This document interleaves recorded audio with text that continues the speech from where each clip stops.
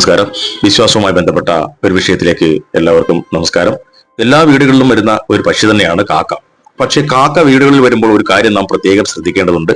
കാക്ക വീടുകളിൽ വരികയും ഈ ലക്ഷണം കാണിക്കുകയും ചെയ്യുകയാണെങ്കിൽ അതിനർത്ഥം നമ്മുടെ ജീവിതത്തിൽ വളരെ ദോഷകരമായ സമയങ്ങൾ വരാൻ പോകുന്നു എന്ന് തന്നെയാണ്.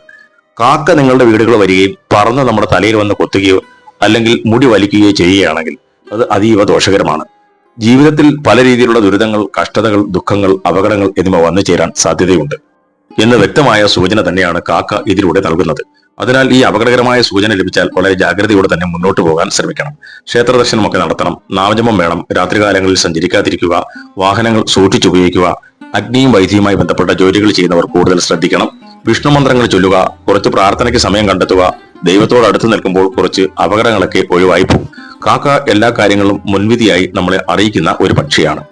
മറ്റു പക്ഷികളെ പോലെയല്ല, കാക്കയ്ക്ക് പല കാര്യങ്ങളും മുൻകൂട്ടി അറിയുവാൻ കഴിയും.